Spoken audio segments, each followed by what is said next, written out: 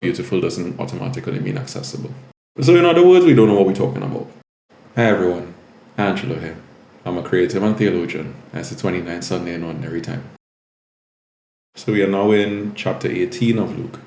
And this story, well, it's mostly a parable, but we might know it as the parable of the widow and the unjust judge.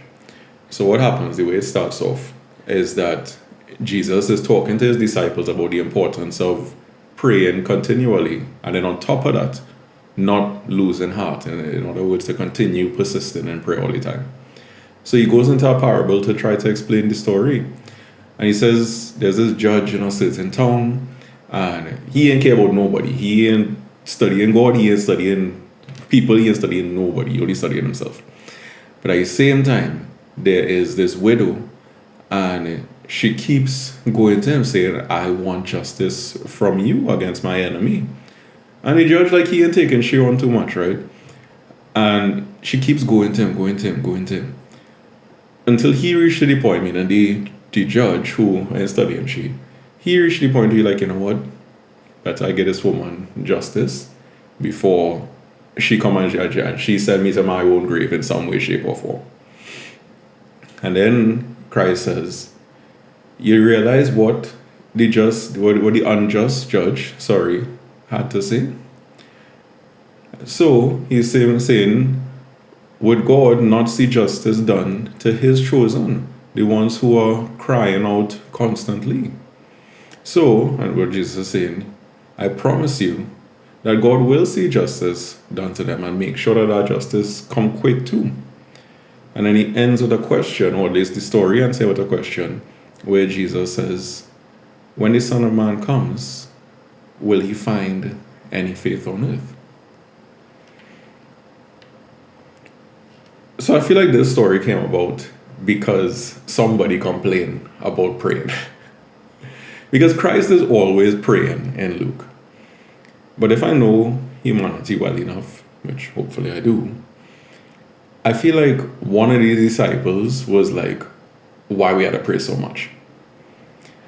And not really, the honest reason I say that for real is because this week was an especially prayerful week for my secondary school students.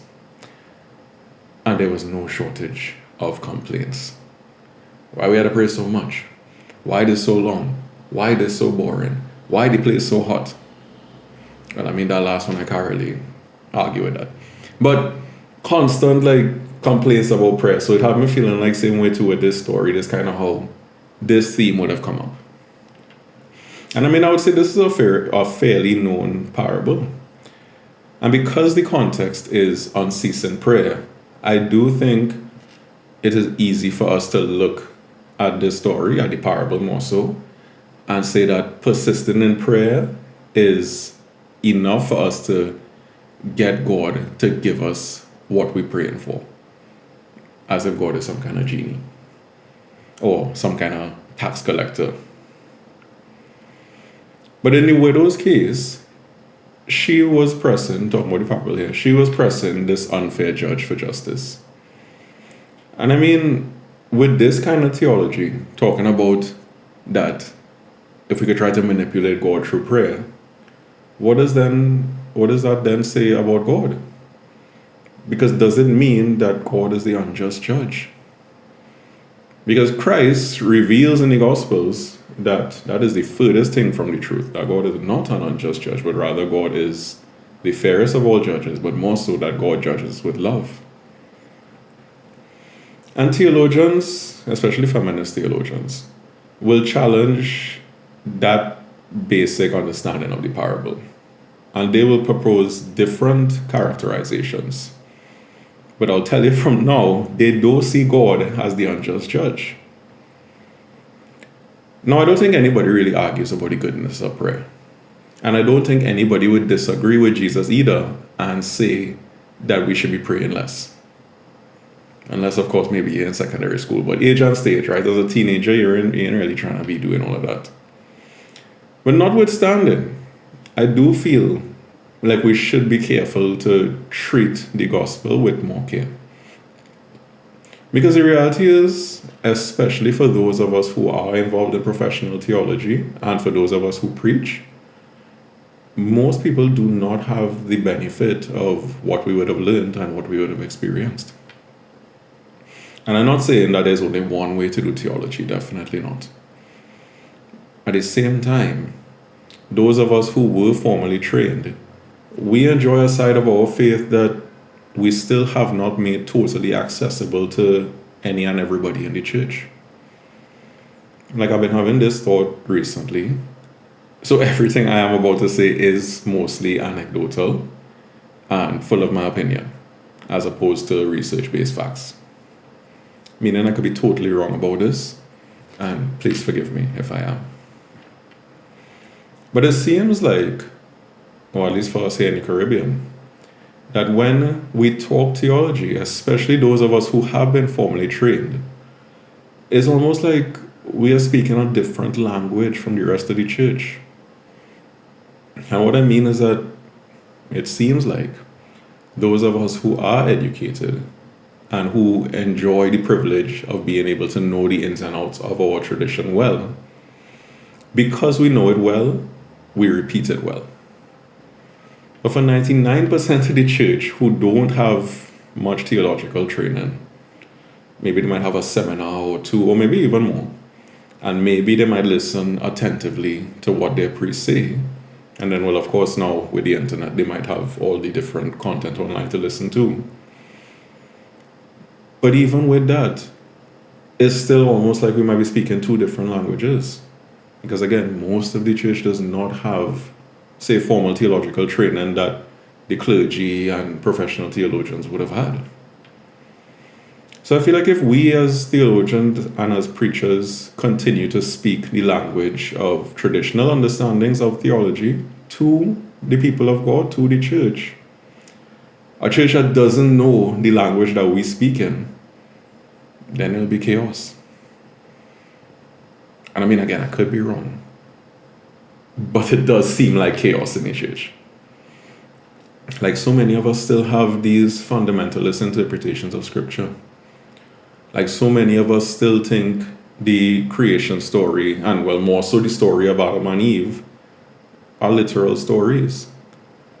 Or we might think that when we talk about Mary's perpetual virginity is because we're referring to her hymen, or the fact that, or I'm not saying the fact, but that she was not having sex. And I know it sounds silly to those of us who take the time to engage deeper with the tradition of our faith. But the reality is, not everybody does that, either due to circumstance or a lack of desire. And we have a way too of making people, especially our young people, feel like confirmation, like after confirmation, you don't need to deepen your theology anymore. Because apparently confirmation does make you an adult in the church. And while I don't remember where I would have heard this quote, there is this idea that we have to, or we constantly looking to deepen knowledge of different areas and different fields of study. So like maths and science and whatnot. But then when it comes to religion, for some reason, we feel that basic catechesis is enough. If we could even call it basic catechesis. Because the reality is, well, again, at least in Trinidad and Tobago, there is little to no bar to become a catechist. And that's not to say that there aren't many fine catechists who are ministering year after year. People without formal training too. And I mean, I am all about the inclusivity. But before that, I do think we ought to have a good understanding of what it is we preach and what it is we are going to teach and what it is we believe. Because when we don't have a good solid hold on it, we end up teaching our opinions instead of teaching the truth of the gospel. And we know how that could end up.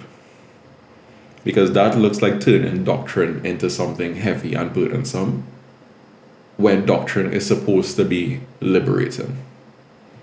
And that looks like turning morality into judgmentalism. I know all of this sounds super heavy and negative so far. And I don't want to make it seem like a bad talking my people or bad talking my church. but it's a critique. And I don't think that it is the people in our church's fault. I think what happened, at least in the Caribbean church, is that Christianity in general and Catholicism belonged to the clergy for so long, especially pre-Vatican II. And then when the clergy speak, they speak how they were trained. Now, not all, because of course there are clergy who communicate the truth of the gospel very well. And that's not to take away from all the hard work they put into their homilies and into anything they communicate. But I think the large majority communicate what they learned in the way they learned it. And I mean, I guess I had to say in the way that we teach it too, right? The same thing now as theology would have opened up. So it would include more lay people, and I feel like a lot of us as lay theologians too, we tend to do the same thing. We more repeat what we heard than anything else. But all of us who studied, and all of us who had the benefit and the privilege to be able to spend our time learning, we would have been taught in stages. Like we didn't just go from Saturday into Sunday with all the knowledge and the questions and the reading and the language that we have now.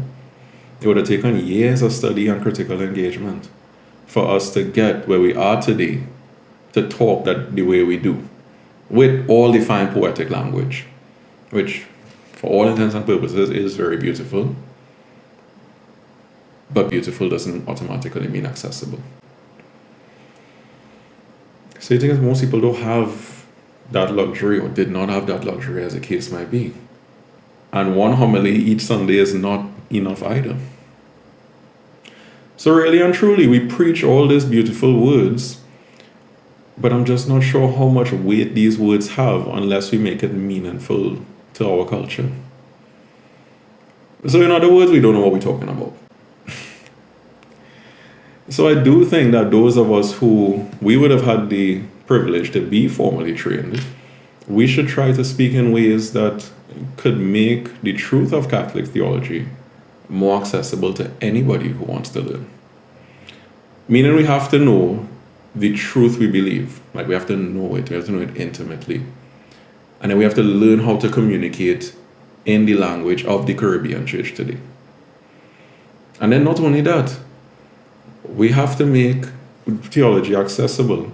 And then we also have to empower people to want to know more. Because for the most part of our history, our ancestors experienced the complete opposite. They would have been disempowered from knowing the truth.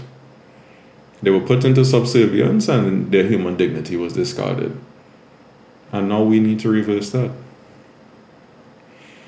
It makes me think of a dear friend of mine, Gloria Bertrand, who she is such a wise and authentic theologian herself.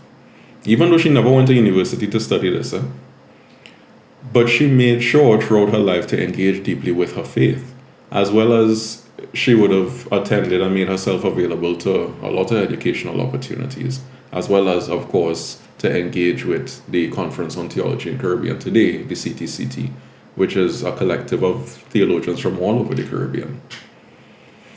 And what Gloria basically says is that if we want to pass on the faith, especially to young people, we need to say it in intelligible ways, in ways that people could understand. And I mean, Christ did that in the spreading of the good news, which is why I am sure that the people who would have listened to him received this parable here today very differently from the way we might receive it 2,000 years later. So this idea that we have to pester God in prayer, I mean, I don't know, God already knows what we want. And more so, God already knows what we need. So maybe God isn't the unfair judge. Maybe, like the Catholic feminist theologians would say, God is the widow who advocates for our justice.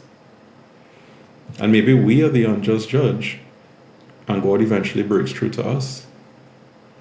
Which is why prayer is so important, yeah? Because as we know, prayer is simply communication with God. We could say prayer is how we maintain our faith even. And then of course, traditionally, we will say that faith is our response to God's loving friendship, so that God offers us friendship. And then faith is our response to that. In other words, God making friends with us and we making friends back with God. And prayer is probably the best way to do that. And prayer is how we deepen our relationship with God. And while, yes, especially for us in the Catholic Church, we have the benefit of the prescribed prayers, prayer isn't only the Our Father and the Hail Mary, as fundamental as those prayers are. But again, we could know how fundamental they are if we learn about them. But if we don't, we just pass on these prayers in rote ways, and then the prayers become lifeless, and we become lifeless. But Christianity, and especially Catholicism, the last thing it is lifeless. We are all about life. I mean, we are a resurrection people. You know, our faith is absolutely a resurrection faith. And we are all about life and the goodness of life and the sanctity of it. And we are all about living a life in the giver of life and abundance. Which, again, nice, poetic, scriptural language. You can find it in John 10 if you're looking for that. But the message needs to be mediated. And it needs to be enculturated for it to make sense. And for people to want to be a part of this and to want to be a part of something beyond their individualism. Which is what we see so rampant today, right? So we have to empower our people to take ownership of our faith. And teaching the faith in creative, comprehensive ways is a solid start. And then after that, clergy don't need to hold all of the power. Instead, we could all share it in proportionate ways by virtue of our baptism. And all the creativity and intelligibility can come from prayer. And again, prayer is simply communication with God. And however you communicate with God, words, tears, or otherwise, I mean, that's something you determine. It could be on multiple ways. I think that's why Christ added in too, that we should never lose heart. Because it's easy to get lost in all the negativity and the cynicism. But there is so much more to life. Like, life is the greatest gift. And a life of prayer makes this gift even better. And because a prayerful life is what helps us to live a good life, a prayerful life is what helps us to promote life. And a prayerful life is what brings about God's justice and mercy. So we do need to pray continually and not lose heart. And the more we allow God to transform us through our prayers, the more our lives could become living prayers, which will bring about more grace into this already grace-filled world that God created and is still continuously creating. So however you pray, whether with written prayers or by writing or by singing or crying or however you pray, I hope you can continue to pray all the time. And my prayer for you is that your life becomes a prayer. So that when people come into contact with you in their own lives, they come into contact with the Holy Spirit. Anyways, that's it from me this week. And as always, I appreciate you so much for watching. Thank you.